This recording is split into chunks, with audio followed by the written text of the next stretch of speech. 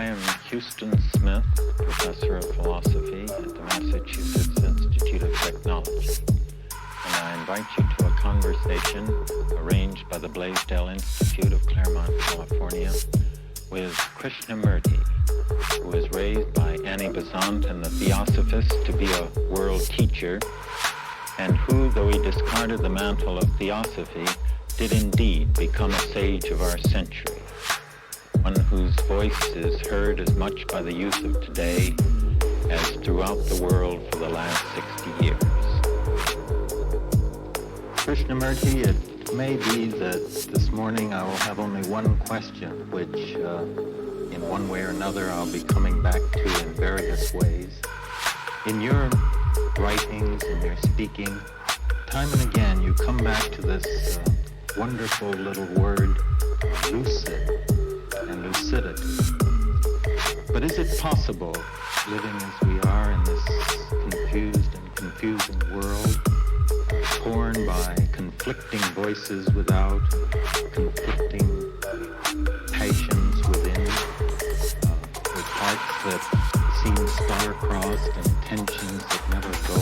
Is it possible in such a life and such a world to live with total lucidity? And if so, how? I wonder, sir, what you mean by that word, lucid.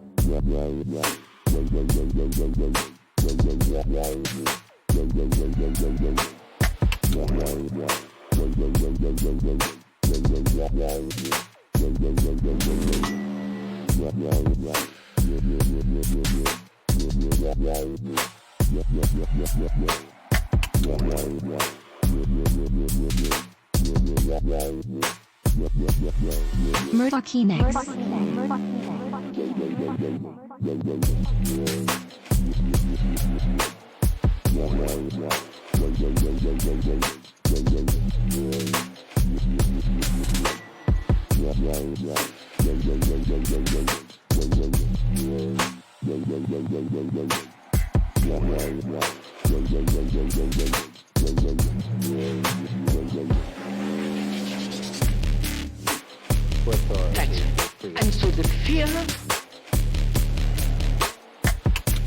that's right. And so the fear makes man mad. Fear of us are not. I wonder whether you mean clarity. That's what first comes.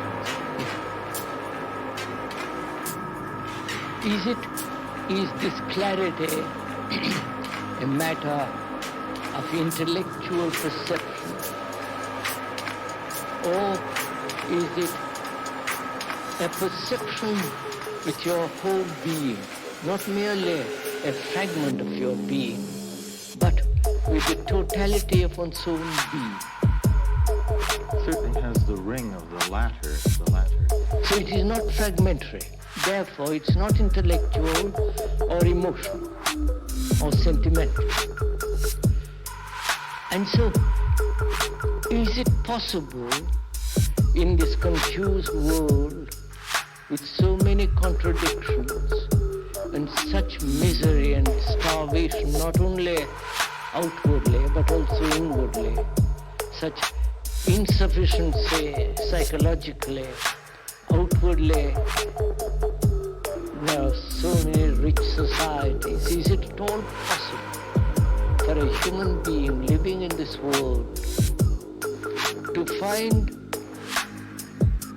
within himself a clarity that is constant, that is true in the sense not contradictory? Is it possible for a human being to find it? That's right. Yes. I don't see why not. I don't see why it shouldn't be found by anybody who is really quite serious. Most of us are not serious at all. We want to be entertained. We want to be told what to do. We want someone else to tell us how to live, what this clarity is, what is truth, what is God, what is righteous behavior, and so on. Now, if one could discard completely all the authority of psychological specialists as well as the specialists in religion, if one could really deeply negate all authority of that kind, then one would be relying totally on oneself. Well, now I feel like maybe right off I'm contradicting what you're suggesting, because my impulse, after you said that it seems to you that it is possible to achieve this lucidity, my impulse is to ask you immediately, how? Wait, sir. But you say, am I looking to authority? No. What is necessary is the freedom from authority, not the how. The how implies a method, a system, a way trodden by others, and someone to tell you, do this, and you will find it. Now, are you saying this that it's an inappropriate question to ask you how this lucidity is to be? No, not at all, sir. But the how implies that. The how implies a method, a system. And the moment you have a system and a method, you become mechanical. You just do what you're told. And that's not clarity. It's like a child being told by its mother what it should do from morning till night. And therefore it becomes dependent on the mother or the father, whatever it be, and there is no clarity. So, to have clarity, the first essential thing is freedom. Freedom from authority. And I feel in a kind of bind, because this freedom is attractive too, and I want to go towards that. But I also want to pick your mind and ask you how to proceed. Am I moving away from my freedom if I ask you how to proceed? No, sir, but I'm pointing out the difficulty of that word, the implication of that word, the how. Not the one is wandering away from freedom or any other thing of that kind, but the word how implies intrinsically a mind that says, please tell me what to do. And I ask again, is that a mistaken question? Is that a wrong question? I should think that's the wrong question, the how. But rather if you said, what are the things, the obstructions that prevent clarity, then we can go into it. But if you say right from the beginning there, please, what is the method? There have been dozen methods, and they've all failed. They have not produced clarity or enlightenment or a state of peace in man. On the contrary, these methods have divided man. You have your method and somebody else has his method, and these methods are everlastingly quarreling with each other. Are you saying that once you abstract certain principles and formulate them into a method, this becomes too crude to That's meet right. the intricacies of The life intricacies and the situation, complexities and the living quality of clarity. so that the how must always be immediate from where one stands, the particular individual. I would never put the how at all. The how should never enter into the mind. Well, this is a hard teaching.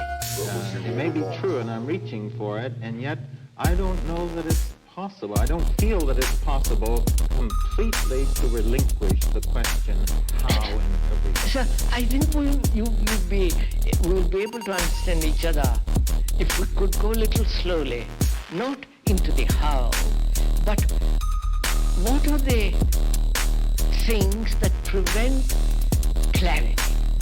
All right, fine. Through negation, come to clarity, not through the positive method of following a system. Fine. All right. This is the via negativa Via negativa, approach to the Yeah. back door. That's Yeah. good. I think that's the only way. The positive way of the how has led man to divide himself, his loyalties, his pursuits. You have the how of yours and the how of somebody else and the method of this and they're all lost. Fine. So if we could put aside that question, the how, for the time being, and probably you'll never put it out, and I hope you will. So what is important is to find out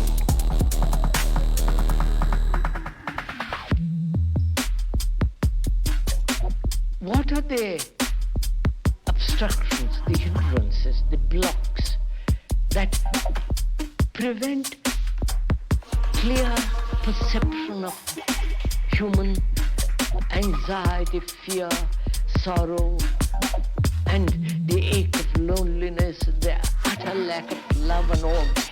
Good. Let's explore the virtues of That's negative. that. What are these? Oh, Now, first of all, I feel there must be freedom. Freedom from authority. could we stop right there on this matter of authority? When you say we should renounce all authority, it seems to me that the goal of total freedom and self-reliance is a valid one, and yet along the way it seems to me that we rely and should rely on all kinds of authorities in certain spheres. When I go to a new territory and I stop to ask the filling station attendant which way to go, I accept his authority as knowing more about that than I do. And isn't this the way? Obviously, sir, obviously, the specialist knows little more than the layman. The experts, either in surgery or in technological knowledge, obviously they know much more than any other person who's not concerned with a particular technique. But we are considering not authority along any particular line, but the whole problem of And in that area is the answer to understand the areas in which there is specialized authority we which should is accept. And where authority is detrimental, yes. authority is destructive. So there are two problems involved in this question of authority. There is not only the authority of the expert, let's call it so, which is necessary, but also the authority of the man who says psychologically, I know you don't. This is true, this is true. You must do this and you must not. So one should never turn over one's life To anything. anyone else. Because the churches throughout the world, the different religions, have said, give your life to us. We will direct, we'll shape, we'll tell you what to do. Do this, follow the Savior, follow the church, and you will have peace. But on the contrary, churches have produced furthermore religions of every kind brought about fragmentation of the mind. So the question is not freedom from a particular authority, but the whole conceptual acceptance of authority.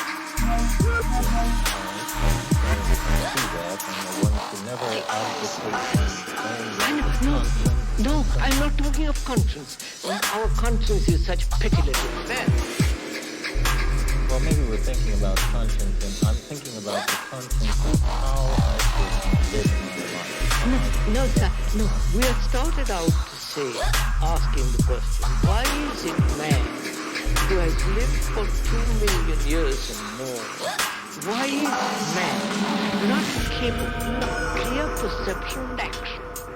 That is the question involved. Right. And your first point is that it's because he doesn't accept the full responsibility. I don't say that. No, I haven't come to that point. I'm saying that there, as we said, we must approach this problem negatively. The eyes. Which means that I must find out what are the blocks, obstacles, which prevent clear perception. Now, one of the major blocks or hindrances is this total acceptance of authority. That's right. So you must be alive to yourself. And to be alive to yourself, you must deny every other life which, however great that life is. Whether it be the light of the Buddha or ex-wife. Perhaps accepted here or there, but nevertheless you retain the say-so as to where sometimes be valid. No, sir, no. Never accept my own authority. I have to go to authority. My authority is the authority of the society. I am conditioned to accept authority. When I reject the authority of the outer, I accept the authority of the inner. And my authority of the inner is the result of the conditioning in which I've been brought up. All right, I thought I had this in place, and I guess perhaps I still do. The only thing I'm not quite sure about at this point is it seems to me while assuming, accepting, affirming, and maintaining one's own freedom. Are you conscious? So, how can a prisoner, except ideologically or theoretically, accept his freedom? He is in prison. And that is the fact from which we must move. Not accept a vague, fantastic, ideological freedom which doesn't exist. What exists is that man is bound to this total authority. And this is the first thing that we Absolutely. That completely that must go for a man who is serious, who wants to find out the truth or see things physically. Now, another? that is one of the major problems. And the demand of freedom, not only from authority, but the demand from fear, which makes him accept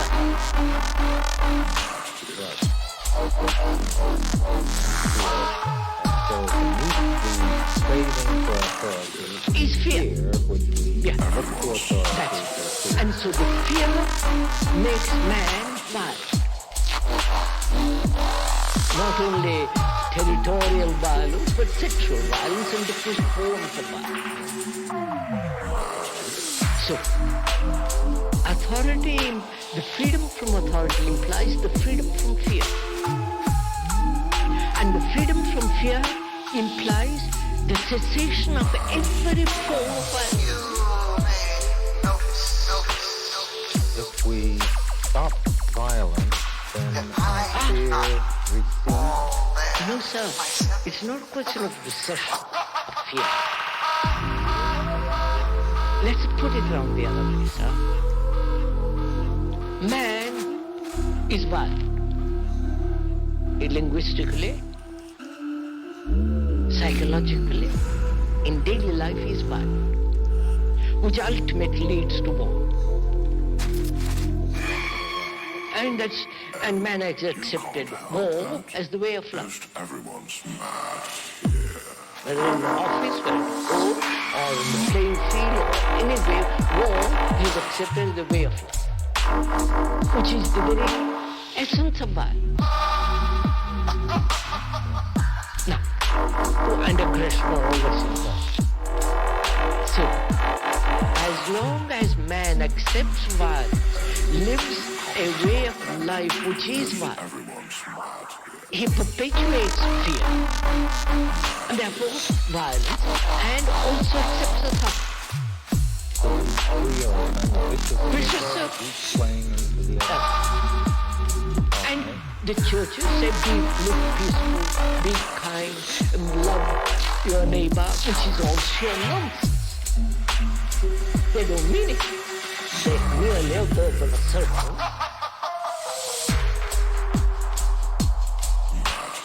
that has no meaning at all. It's just an idea, because the morality of society, which is the morality of the church, is evil. As we try to see then these things that stand between us, the civic and freedom, find the authority, fear and violence working together to obstruct us. Where do we go from there? It's not going to some place, but it's understanding this fact that most of us live a life in this ambiance, in this cage of authority, fear and violence. You can't go beyond it unless one is free. Not intellectually or theoretically, but actually be free from every form of authority. Not the authority of the expert, but the feeling of dependence on authority.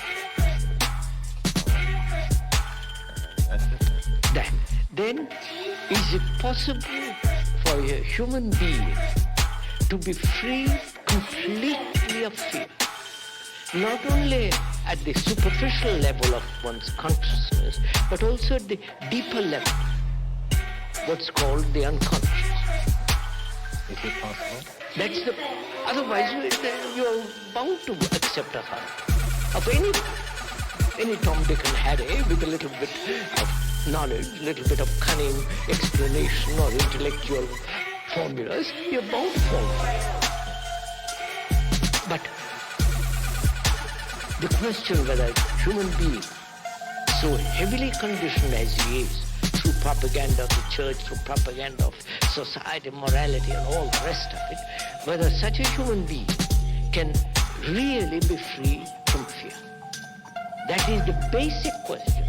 That's what I wait to hear. Now, I say it is possible. Not in abstraction, but actually it is possible.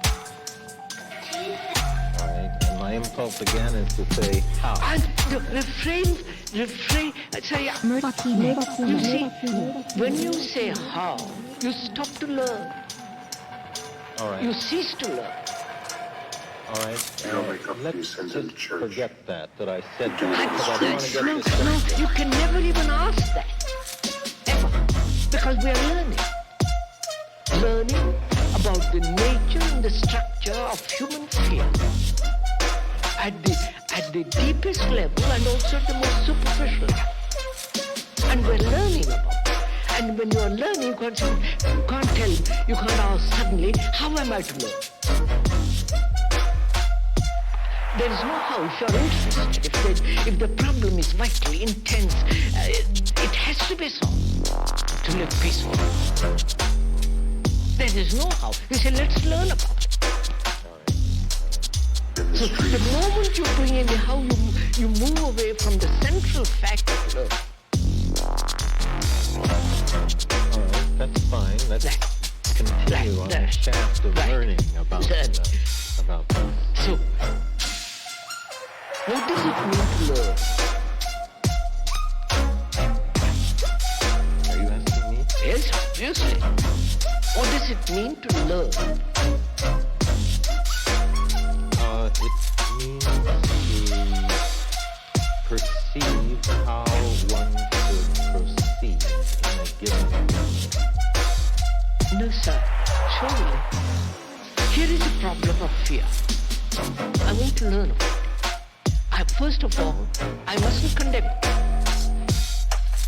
I mustn't say it's terrible and run away from it. Sounds to me like you've been condemning it in one way or another. I don't. I want to learn. When I want to learn about something, I look. There's no condemnation at all. Well, we were going at this through a negative route which is what I'm doing. And fear is an obstacle. Which I'm going to learn. Therefore, I can't condemn it. Well, it's not good. You're not advocating it. No. I'm neither advocating or not. Here is a fact of fear. I want to learn. You don't make up for your sins in the church. Moment I learn about something, I'm free. So learning matters. What is implied in learning? What is implied in learning? First of all, to learn about something, there must be complete cessation of condemnation or justification. All right. Yes, I can see that. If we're going to understand something, if we keep our emotions out of it and just try to learn, you're introducing words like this. That's unnecessary. If I want to learn about that camera, I begin to look at it, undo it, go into it. There is not a question of dispassion or passion. I want to learn. So I want to learn about this question of fear. So to learn, there must be no condemnation, no justification of fear, and therefore no escape verbally from the fact of it.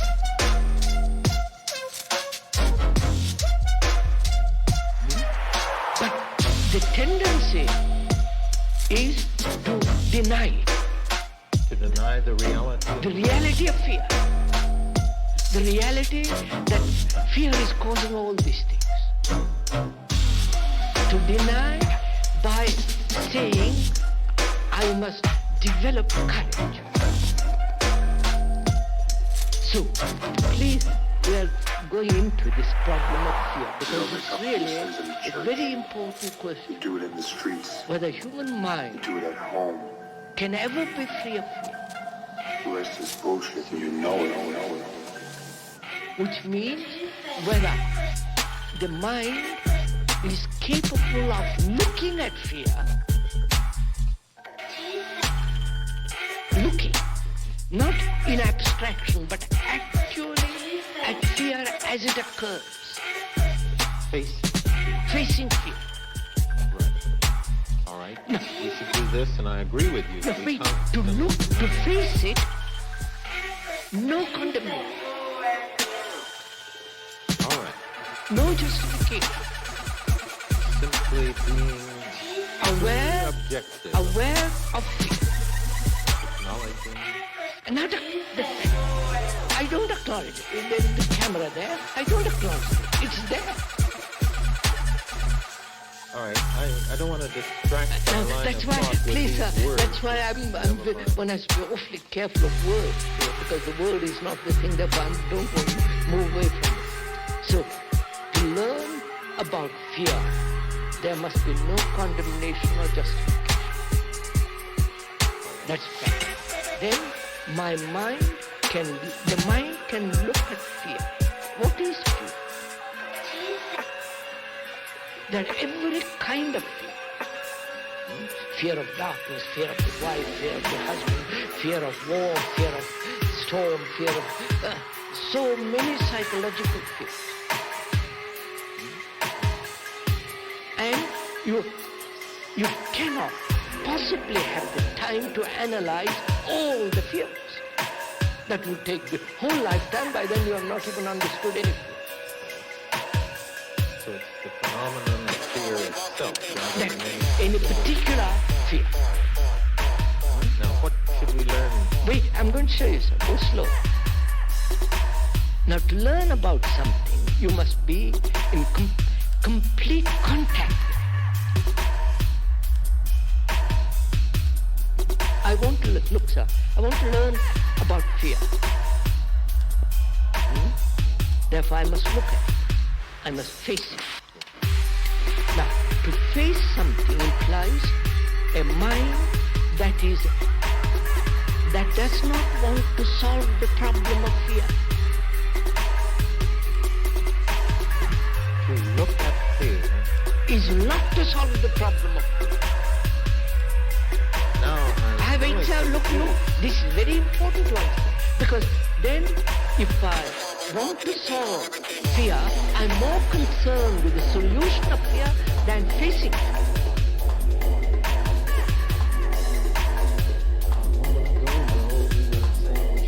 I am facing it, but if I say I must solve it, I am beyond it already. I'm not looking. you say that if we're trying to solve the problem of fear, then we're not truly facing it. Is that right? Quite right, sir. You see, to face fear, mind must be completely, must give its complete attention to fear. And then if you give partial attention, which is say, I want to solve it and go beyond it, you're not giving complete attention. I can see that if you have a split attention while you're not That's fully very- attentive. So, in giving complete attention to the learning about fear, there are several problems involved. I must be brief because our time is limited. We generally consider fear as something outside us. So there is this question of the observer and the observed. The observer says, I am afraid, and he puts fear something away from him. I'm not sure that that's true. When I feel afraid, I am afraid. I feel it's very much in here. In here. But when you observe it, it is different. When I observe fear, then I tend to put it out. Put it outside. Right, because it certainly. So at the moment of fear, there is neither the observer nor the observed. That is very. That's what I'm saying. At the crisis, at the moment of actual fear, there is neither the observed. There is no observer. It fills the horizon. Now, the moment you begin to look at it, face it, there is this division. Between the fearful self and the Non-fearful. bear who's going to eat me out there. So there it is. So in trying to learn about fear, there is this division between the observer and the observed. Now, is it possible to look at fear without the observer? Please sir, this is really quite intricate question, complex question. That's one has to go into very deeply. As long as there is the observer who is going to learn about Say again, please. there is a division. Full Conflict. Therefore, in that division is the conflict of trying to get rid of it, justify it. So, is it possible to look at fear without the observer? So that you are completely in contact with it all the time. Say again. As hearing. I would like to use that word experience because experience in implies going through something. Finishing with What word it seems better than looking at, because looking at does seem to therefore one imply has, and we are using that word observe. Being aware of theoretical choice, which means the choice implies the observer choosing whether I don't like this or not. Therefore, the observer is when the observer is absent, there is choiceless awareness of being. Right. Then what takes? That's the whole problem. The observer creates the linguistic difference between himself and the thing observed. Language comes in. Therefore, the word prevents being completely in contact with people. Say again. yes, words can be a screen. Yes, that's all what we are saying. So the word mustn't interfere beyond the word. Say again. But is that possible to be beyond? Theoretically we say yes, but we are slave to it. This is Houston. Say again, please. Say again, please. I mean, it's obvious, we are slave to it. Houston, we have a problem. So the mind has to become aware of its own slavery to word, realizing that the word is never the same. So the mind is free of the word to the loho. That's all implied. So look, I want to understand, the relationship between two people, husband and wife, is the relationship of images. Obviously, there is no dispute. You have your image and she has her image. The relationship is between these two images. Now, the real relationship, human relationship, is when the images don't. In the same way, the relationship between the observer and the observer ceases when the word is not. Yes. So he is directly in contact with him. Say again. So there is fear. Now, there is fear at the conscious level, which is fairly one can understand fairly quickly. But there are the deeper layers of fear, and so-called at the hidden parts of the mind, to be aware of that. Now, that means, is it possible to be aware without analysis? Analysis takes time. Surely it's possible. How? Not the how of method. You said surely it's possible. Is it? There is this whole reservoir of fear. Of the fear of the race, fear of the whole content of the unconscious. The content is the unconscious.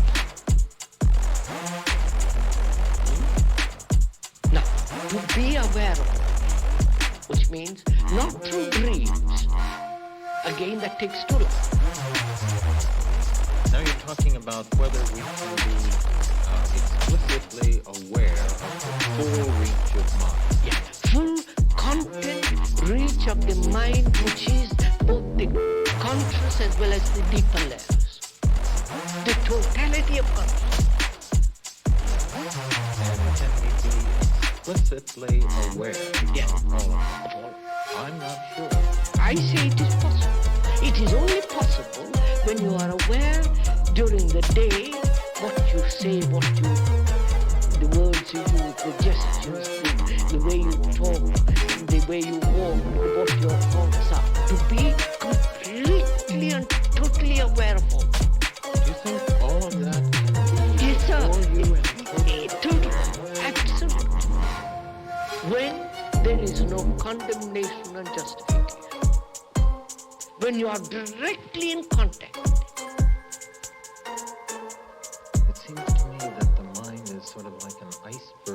No, regions is it? of it. The iceberg is 9/10 below and 1/10 above. It is possible to see the whole of it. During the day, if you are aware of your thoughts, of